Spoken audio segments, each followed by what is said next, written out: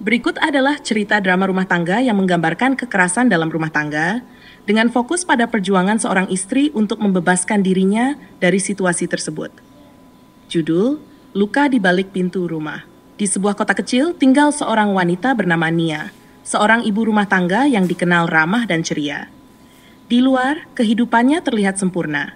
Ia memiliki suami bernama Arman, seorang pengusaha sukses, dan seorang putri kecil berusia 5 tahun, Alia. Namun di balik pintu rumah, Nia menyembunyikan luka yang tidak pernah ia tunjukkan kepada siapapun. Bab 1. Awal dari gelap. Awalnya Nia dan Arman saling mencintai. Arman adalah pria yang perhatian, yang selalu membuat Nia merasa istimewa. Perlahan-lahan semuanya berubah setelah pernikahan mereka memasuki tahun ketiga. Arman mulai menunjukkan sisi gelapnya. Ia menjadi kasar, mudah marah, dan sering melampiaskan kekesalannya pada Nia, baik secara verbal maupun fisik. Setiap malam setelah Alia tidur, Arman akan mulai mencari kesalahan kecil. Piring yang tidak tersusun rapi atau makanan yang dianggap kurang enak bisa menjadi pemicu.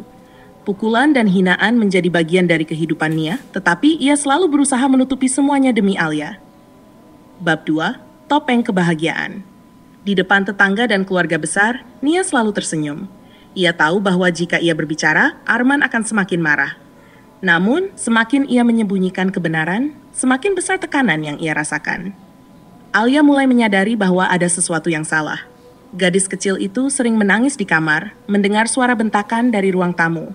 Suatu hari, Nia mengunjungi seorang sahabat lamanya, Siska, yang bekerja sebagai konselor psikologi.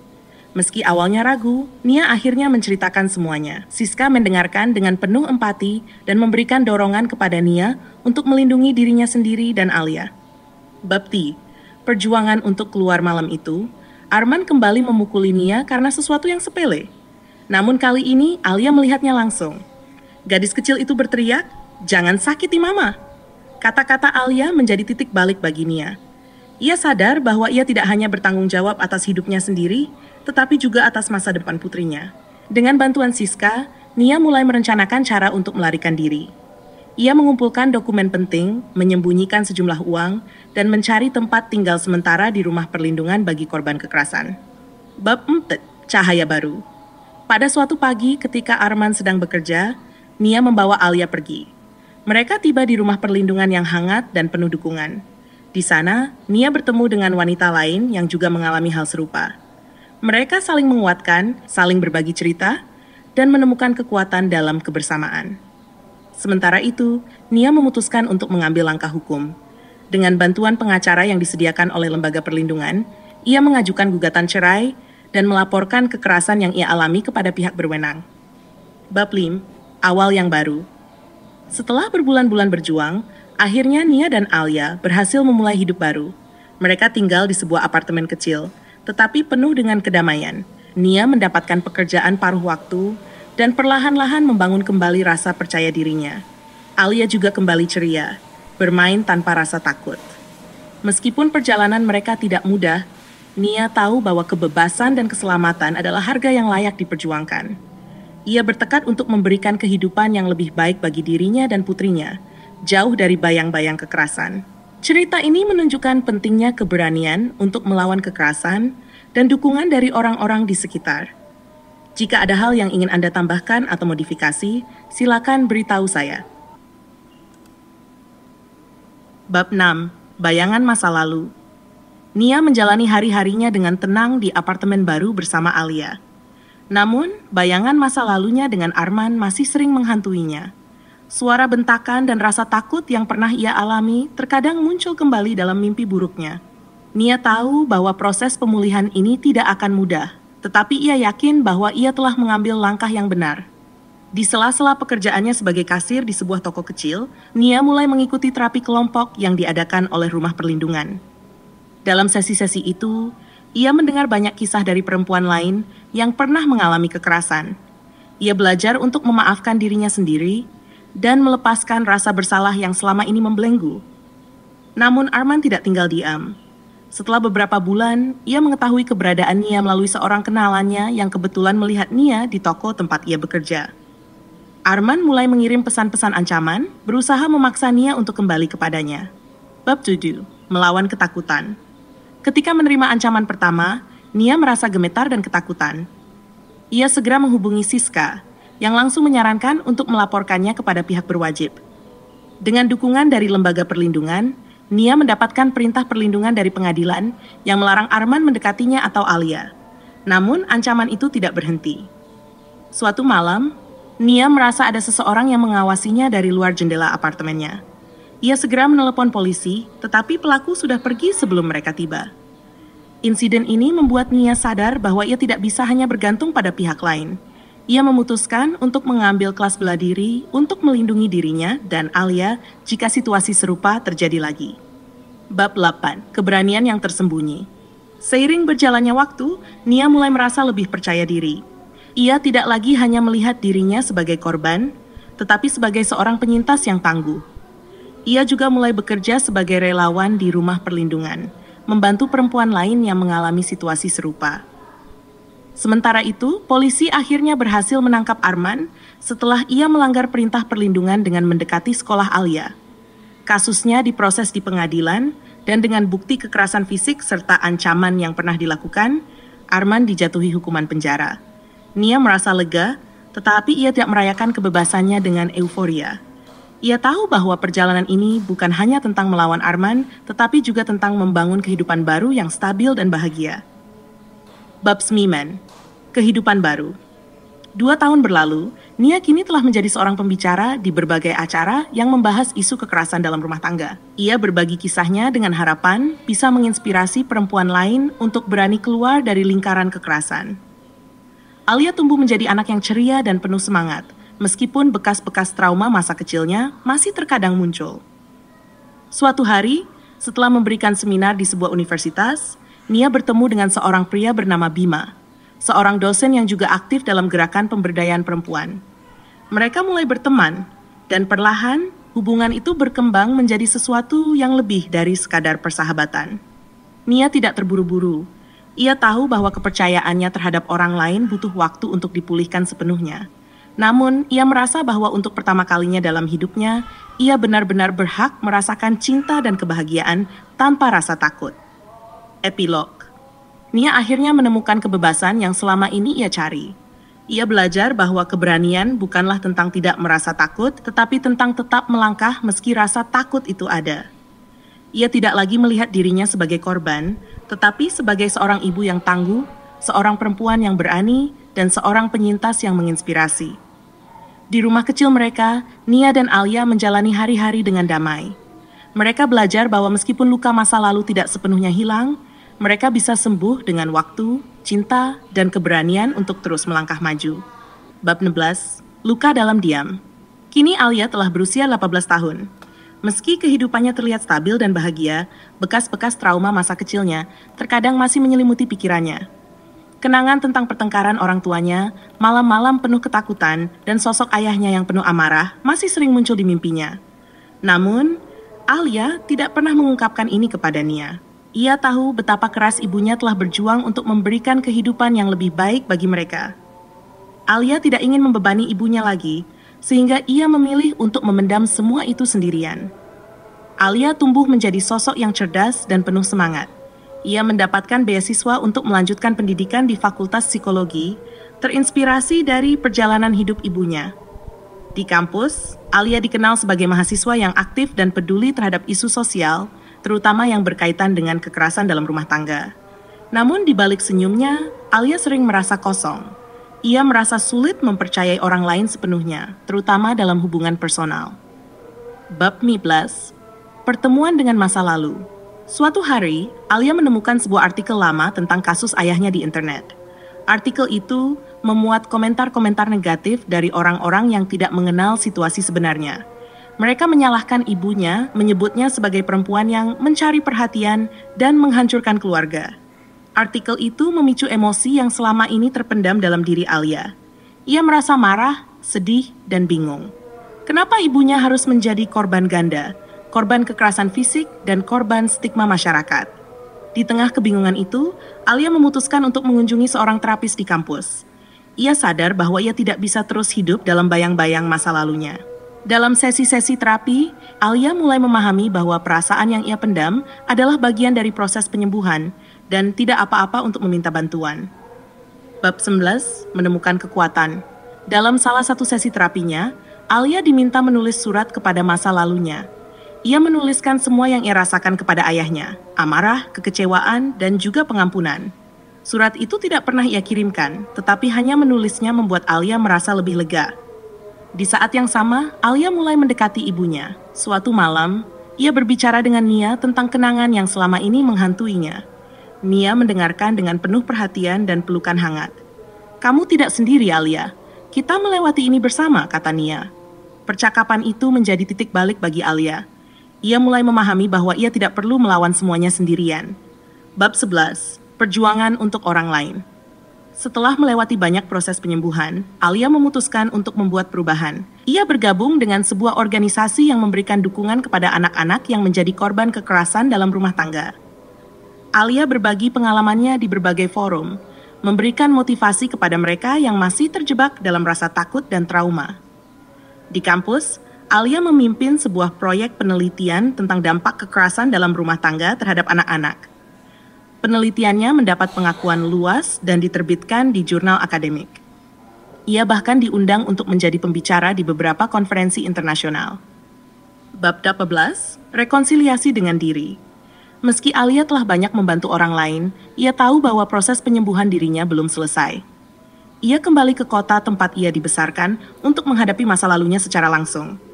Alia mengunjungi rumah lama mereka yang kini telah kosong. Di sana, ia mengingat semua kejadian buruk yang pernah ia alami, tetapi kali ini tanpa rasa takut. Dengan penuh keberanian, Alia menulis sebuah buku yang ia beri judul Luka yang Berbicara, Perjalanan Anak dari Trauma Menuju Pemulihan. Dalam buku itu, ia menceritakan kisahnya dengan jujur, berharap dapat memberikan harapan kepada anak-anak lain yang berada dalam situasi serupa. Epilog. Di usia 25 tahun, Alia telah menjadi psikolog muda yang berdedikasi. Ia membuka klinik kecil yang fokus pada konseling untuk anak-anak yang mengalami trauma. Hubungannya dengan Nia semakin erat, dan mereka sering bekerja sama dalam seminar atau proyek sosial. Meski luka masa lalu tidak sepenuhnya hilang, Alia telah menemukan cara untuk mengubahnya menjadi kekuatan. Ia percaya bahwa setiap luka bisa sembuh, asalkan diberikan cinta, perhatian, dan keberanian untuk menghadapi. Di akhir cerita, Alia dan Nia berdiri di panggung sebuah acara besar, berbicara bersama tentang pentingnya keberanian untuk melawan kekerasan dan mendukung satu sama lain. Masa lalu mereka yang penuh luka kini menjadi sumber kekuatan yang menerangi jalan bagi banyak orang. Bab 11. Jejak masa lalu yang menguatkan. Setelah sukses dengan bukunya dan menjadi psikolog yang diakui, Alia menerima tawaran untuk memberikan pelatihan kepada konselor muda di berbagai kota. Pada suatu hari, ia menerima undangan dari lembaga rehabilitasi di kota tempat ayahnya dipenjara. Undangan itu memintanya berbicara tentang pemulihan trauma untuk anak-anak yang terdampak kekerasan. Awalnya Alia ragu. Kota itu menyimpan banyak kenangan pahit. Namun, ia melihat ini sebagai kesempatan untuk menunjukkan bahwa ia telah menang dari bayang-bayang masa lalu. Ia menerima undangan itu dengan hati yang siap, meski tidak tanpa perasaan campur aduk. Ketika tiba di kota tersebut, Alia merasa dirinya lebih kuat daripada yang pernah ia bayangkan. Ia mengunjungi tempat-tempat yang dulu mengingatkannya pada ketakutan, tetapi kali ini ia berdiri dengan kepala tegak. Bab 20. Pertemuan tak terduga. Di akhir pelatihan, salah seorang peserta mendekati Alia. Ia adalah seorang pria tua yang memperkenalkan dirinya sebagai petugas lapas tempat Arman, ayah Alia, pernah ditahan. Pria itu berkata, "Ayahmu sering berbicara tentang kamu. Ia menyesal, meskipun ia tidak tahu bagaimana meminta maaf." Kata-kata itu menghantam Alia dengan keras. Selama bertahun-tahun, ia berusaha melupakan sosok ayahnya. Namun dalam hatinya ada kerinduan kecil untuk mendengar pengakuan atau permintaan maaf darinya. Alia merenungkan informasi itu. Ia tidak yakin apakah ia ingin bertemu dengan ayahnya atau membiarkan masa lalu tetap terkubur. Setelah berdiskusi panjang dengan Nia, ia memutuskan untuk bertemu dengan ayahnya di lapas. Bab 21. Rekonsiliasi yang rumit. Pertemuan itu terjadi di ruang sederhana dengan meja kayu di tengahnya. Arman terlihat menua, jauh berbeda dari sosok yang Alia ingat. Ia tampak lemah dan penuh penyesalan. Ketika Alia memasuki ruangan, ia melihat air mata di mata ayahnya. "Alia," kata Arman dengan suara bergetar. Aku tidak pantas meminta maaf. Aku tahu aku telah menghancurkan hidup kalian. Tapi setiap hari di sini, aku menyesali apa yang kulakukan. Alia tidak langsung memaafkan. Ia menceritakan betapa sakitnya masa kecilnya dan bagaimana ia harus berjuang untuk pulih. Arman mendengarkan dengan kepala tertunduk, tak mampu berkata-kata. Namun di akhir pertemuan, Alia memutuskan untuk berkata, "Aku memaafkanmu bukan untukmu, tapi untukku. Aku tidak ingin hidupku terbelenggu oleh kebencian." Arman menangis. Meski ia tahu tidak ada yang bisa menghapus kesalahannya, mendengar kata-kata itu membuatnya merasa lega. Bab 22. Menatap masa depan. Pertemuan dengan ayahnya menjadi titik akhir dari perjalanan panjang Alia dalam menghadapi masa lalunya. Ia merasa beban berat yang selama ini ia pikul perlahan menghilang. Alia kembali ke kotanya dengan perasaan yang lebih ringan. Ia fokus pada kliniknya, yang kini semakin berkembang. Ia juga mulai membentuk kelompok pendukung untuk anak-anak korban kekerasan, mengajak mereka untuk berani berbicara dan memproses luka-luka mereka. Hubungannya dengan Nia juga semakin dalam. Mereka sering berbagi momen bersama, baik dalam pekerjaan maupun kehidupan pribadi. Nia yang kini menikmati kehidupan barunya bersama Bima, merasa bangga melihat Alia tumbuh menjadi sosok yang tangguh dan inspiratif. Bab 23. Inspirasi bagi dunia. Di usia 30 tahun, Alia diundang oleh sebuah organisasi internasional untuk berbicara di konferensi tentang hak anak. Ia membagikan perjalanannya dari seorang anak yang hidup dalam ketakutan hingga menjadi seorang psikolog yang membantu anak lain. Ceritanya menyentuh hati banyak orang, dan ia mendapatkan penghargaan atas kontribusinya dalam memperjuangkan hak-hak anak korban kekerasan. Alia tidak pernah melupakan perjalanan panjang yang telah ia tempuh. Ia tahu bahwa masa lalunya yang penuh luka kini menjadi sumber kekuatan tidak hanya bagi dirinya sendiri, tetapi juga bagi banyak orang di luar sana. Di akhir pidatonya di konferensi itu, Alia berkata, "Trauma tidak mendefinisikan siapa kita. Kita punya kekuatan untuk mengubah rasa sakit menjadi kekuatan dan luka menjadi cahaya. Jangan pernah berhenti melangkah." Epilog. Alia terus menjalani hidupnya dengan semangat untuk membuat perubahan. Ia dan Nia sering bersama-sama dalam berbagai acara, berbagi cerita mereka untuk menginspirasi. Hubungan mereka bukan hanya sebagai ibu dan anak, tetapi juga sebagai sahabat dan pejuang yang saling mendukung. Masa lalu mereka yang penuh luka kini menjadi cerita yang membawa harapan dan kekuatan bagi dunia. Mereka telah membuktikan bahwa tidak peduli seberapa gelap masa lalu, masa depan selalu bisa menjadi lebih terang dengan keberanian dan cinta. Bab 24. Cahaya di tengah luka. Setelah kembali dari konferensi internasional, Alia merasa semakin percaya diri dengan jalan hidup yang ia pilih. Ia berkomitmen untuk membawa perubahan lebih besar, tidak hanya di lingkup lokal, tetapi juga global. Inspirasi untuk menciptakan gerakan global bagi anak-anak korban kekerasan rumah tangga mulai tumbuh dalam pikirannya. Alia mendirikan sebuah organisasi non-profit bernama Harapan Baru yang fokus pada pemberdayaan anak-anak dan keluarga yang pernah mengalami kekerasan. Organisasi ini menawarkan konseling gratis, pelatihan keterampilan, dan advokasi hukum bagi korban yang membutuhkan. Dalam waktu singkat, program-programnya menarik perhatian media dan komunitas internasional. Namun, dengan kesuksesan ini muncul tantangan baru. Alia menghadapi tekanan besar untuk menjaga keseimbangan antara pekerjaannya yang semakin sibuk dan kebutuhan pribadinya. Meskipun ia bersemangat, terkadang ia merasa terbebani dengan ekspektasi tinggi yang terus meningkat. Bab 25. Cobaan baru. Suatu hari, Alia menerima surat dari ayahnya, Arman, yang kini sudah bebas bersyarat. Dalam surat itu, Arman mengungkapkan penyesalannya yang mendalam dan harapannya untuk memperbaiki hubungan mereka. Ia juga menawarkan untuk menjadi sukarelawan di organisasi Alia sebagai cara untuk menebus kesalahannya. Surat itu membawa Alia ke dalam dilema besar. Di satu sisi, ia merasa ayahnya telah menunjukkan niat baik untuk berubah. Namun di sisi lain, luka lama masih menyisakan bekas yang sulit untuk dilupakan. Alia merasa bahwa memberikan kesempatan kepada ayahnya berarti membuka kembali kenangan pahit yang telah ia tutup rapat. Setelah merenung panjang, Alia memutuskan untuk mengundang ayahnya untuk berbicara secara langsung. Dalam pertemuan itu, Arman dengan rendah hati berkata, "Aku tidak meminta kau memaafkan aku sepenuhnya, Alia. Aku hanya ingin membantu, meski sekecil apapun, agar anak-anak lain tidak mengalami apa yang pernah kau alami." Kejujuran itu menyentuh hati Alia. Ia akhirnya setuju untuk memberi ayahnya peran kecil dalam organisasi, meskipun tetap dengan pengawasan ketat. Bab 26, luka yang berubah menjadi kekuatan. Kerjasama mereka dimulai dengan canggung. Arman, yang kini menjadi pembimbing kelompok untuk para ayah yang ingin memperbaiki diri, menunjukkan dedikasi yang tulus. Meskipun tidak semua orang di organisasi Alia setuju dengan kehadiran Arman, lambat laun mereka melihat perubahan nyata dalam dirinya.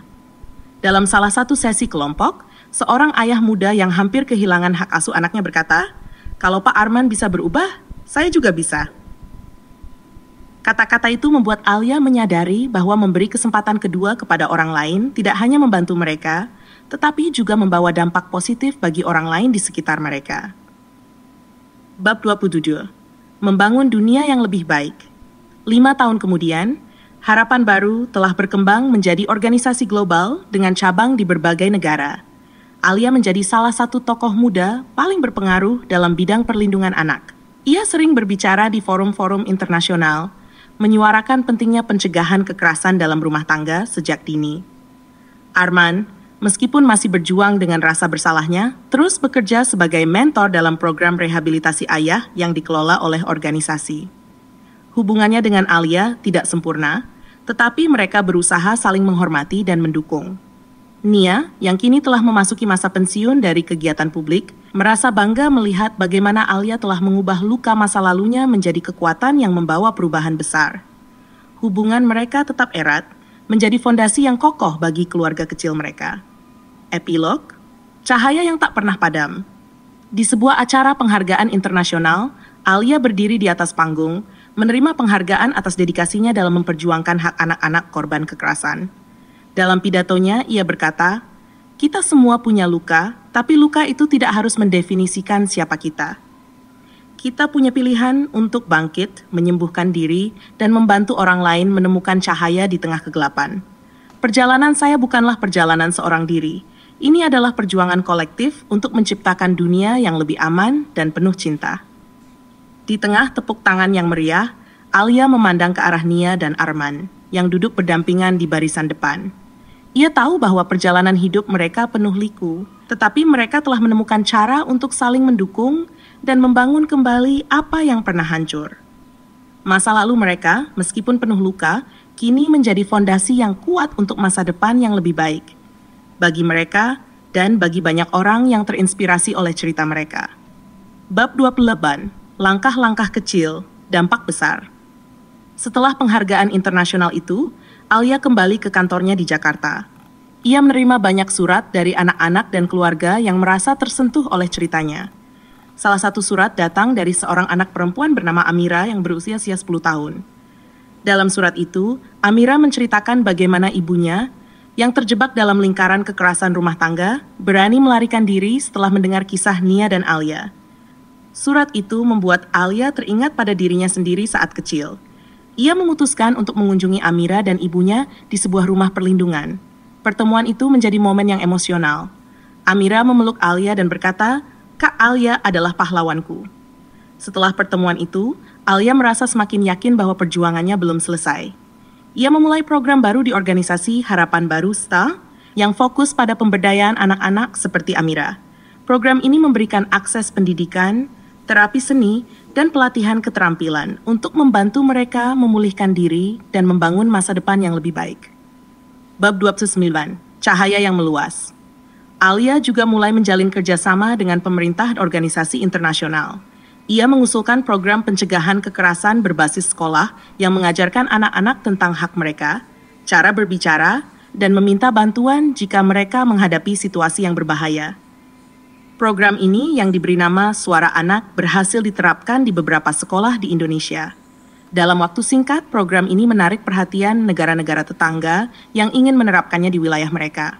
Namun, perjuangan Alia tidak selalu mulus. Beberapa pihak mengkritik pendekatannya, menganggapnya terlalu idealis atau sulit diterapkan di masyarakat tertentu. Alia menerima kritik itu dengan lapang dada, menjadikannya sebagai bahan evaluasi untuk menyempurnakan programnya.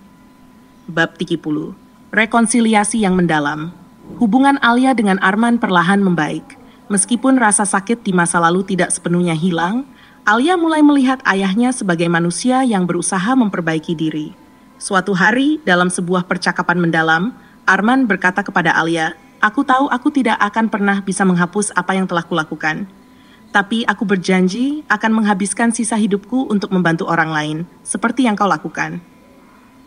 Alia menyadari bahwa rekonsiliasi tidak selalu berarti melupakan, tetapi menerima dan membangun sesuatu yang lebih baik dari puing-puing masa lalu.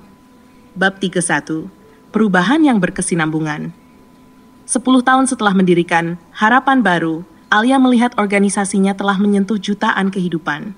Anak-anak yang dulu dibantu kini tumbuh dewasa dan mulai menjadi agen perubahan di komunitas mereka. Beberapa dari mereka bahkan kembali ke organisasi sebagai mentor atau konselor. Amira, anak perempuan yang dulu mengirim surat kepada Alia, kini menjadi salah satu duta program Suara Anak. Ia sering berbicara di depan siswa lain, membagikan kisahnya dengan harapan bisa memberi keberanian kepada mereka yang membutuhkan. Melihat generasi baru yang terus berjuang, Alia merasa harapan yang ia bangun semakin kuat. Ia menyadari bahwa perjuangannya tidak hanya tentang masa lalunya, tetapi tentang menciptakan masa depan yang lebih cerah bagi banyak orang. Epilog, Lingkaran Cinta. Pada sebuah acara peringatan ulang tahun ke-10 organisasi Harapan Baru, Alia berdiri bersama Nia dan Arman di panggung. Mereka bertiga menjadi simbol bahwa luka masa lalu bisa sembuh, bahwa kekerasan bisa diakhiri, dan bahwa cinta dan keberanian dapat mengubah dunia. Alia berbicara kepada hadirin yang terdiri dari para pendukung, keluarga, dan anak-anak yang pernah dibantu oleh organisasi. Ia berkata, "Hidup kita bukan hanya tentang apa yang terjadi di masa lalu, tetapi tentang apa yang kita pilih untuk lakukan hari ini. Setiap langkah kecil, kita bisa membawa dampak besar bagi dunia. Bersama, kita bisa membangun dunia di mana tidak ada anak yang hidup dalam ketakutan dan tidak ada keluarga yang merasa sendirian." Di akhir pidatonya, Alia memandang Nia, yang tersenyum dengan bangga, dan Arman yang menitikkan air mata haru. Ia tahu bahwa perjalanan mereka adalah bukti nyata bahwa harapan selalu ada, bahkan di tengah kegelapan. Cerita mereka, meskipun penuh luka, kini menjadi obor yang menerangi jalan bagi jutaan orang lain yang masih berjuang untuk menemukan cahaya mereka sendiri. Bab 32. Tantangan baru di kancah global. Setelah 10 tahun sukses menjalankan Harapan Baru, Alia menghadapi tantangan besar di kancah global. Sebuah organisasi internasional yang berfokus pada perlindungan anak-anak dari kekerasan, mengundangnya untuk menjadi penasihat senior dalam menyusun kebijakan perlindungan anak lintas negara. Tawaran ini membuka peluang besar, tetapi juga memunculkan dilema. Jika menerima tawaran itu, Alia harus menghabiskan lebih banyak waktu di luar negeri, meninggalkan operasi harian organisasi yang ia dirikan. Di sisi lain, ini adalah kesempatan untuk memperluas pengaruhnya ke lebih banyak negara. Alia berdiskusi dengan timnya, termasuk Nia dan Arman.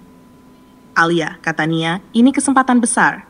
Tapi jangan lupa, inti dari perjuanganmu selalu dimulai dari hati. Jangan sampai kehilangan itu."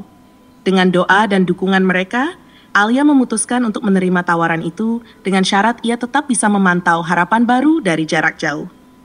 Ia menunjuk Amira sebagai salah satu pemimpin muda di organisasi, mempercayakan masa depan program-program mereka kepada generasi berikutnya.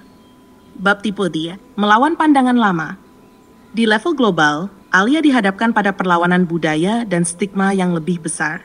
Di beberapa negara, kekerasan dalam rumah tangga dianggap sebagai masalah pribadi yang tidak boleh diatur oleh hukum. Alia menyadari bahwa ini adalah tantangan yang jauh lebih kompleks dibandingkan dengan yang pernah ia hadapi di Indonesia. Dalam sebuah forum internasional, seorang pejabat dari negara konservatif menentang gagasan Alia tentang intervensi hukum dalam kekerasan rumah tangga. Ia berkata, "Anda tidak bisa memaksakan nilai-nilai Anda pada budaya kami." Alia menjawab dengan tegas, "Ini bukan soal budaya. Ini soal melindungi anak-anak yang tidak punya suara. Mereka bukan properti keluarga. Mereka adalah manusia dengan hak untuk hidup tanpa ketakutan." Jawaban itu mendapat tepuk tangan meriah dari para peserta forum. Alia tahu bahwa perlawanan masih panjang, tetapi ia tidak akan mundur.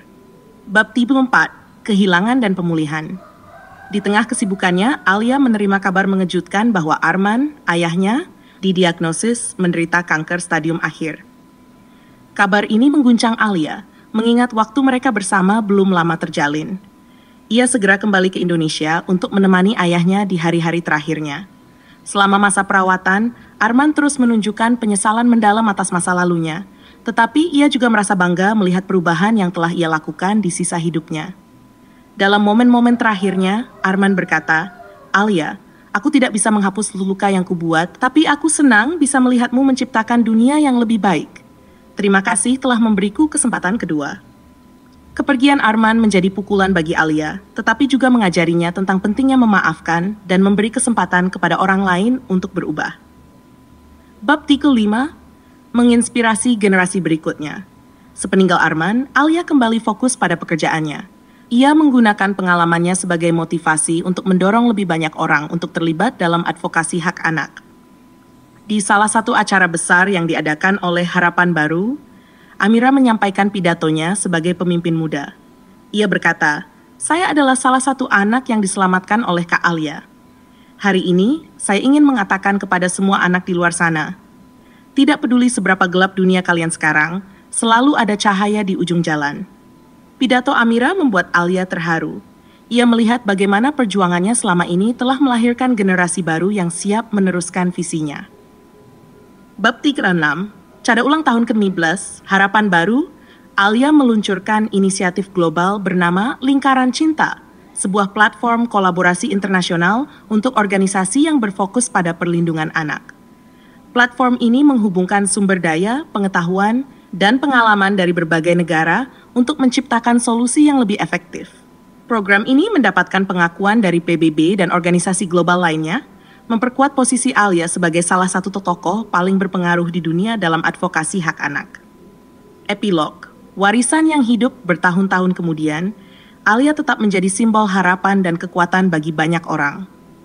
Ia memutuskan untuk menulis buku kedua, sebuah memoir tentang perjuangannya melawan trauma, membangun organisasi, dan menghadapi tantangan global.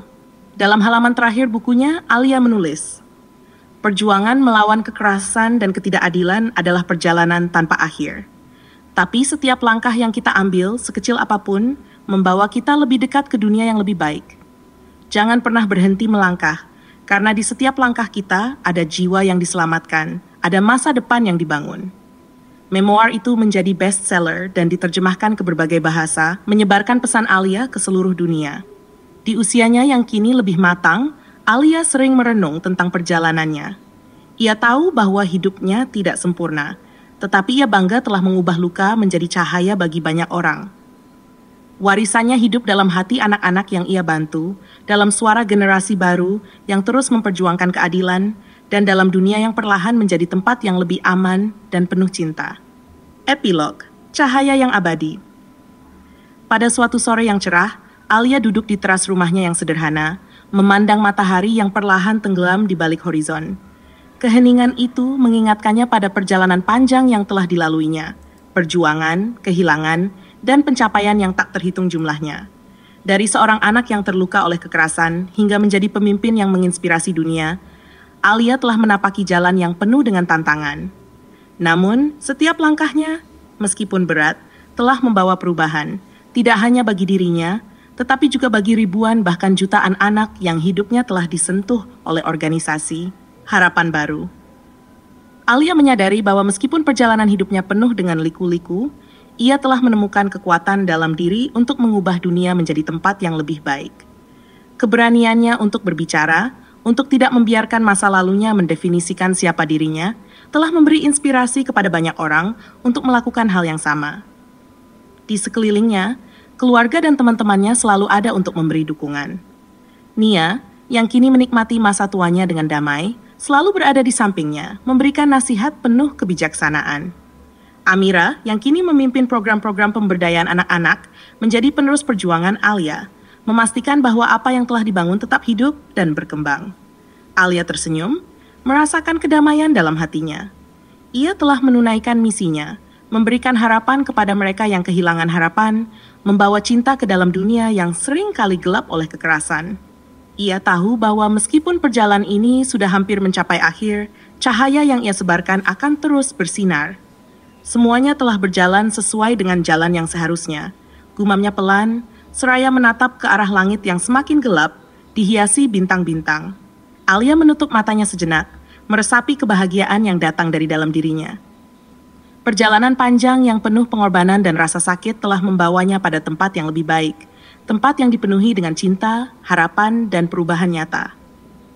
Dunia mungkin masih jauh dari sempurna, tetapi ia tahu setiap langkah kecil menuju kebaikan akan membawa dampak besar bagi generasi yang akan datang. Dengan hati yang penuh syukur, Alia melangkah ke dalam kehidupan yang baru. Sekian dari saya, wassalamualaikum warahmatullahi wabarakatuh. Bye-bye semuanya, semoga cerita ini bermanfaat.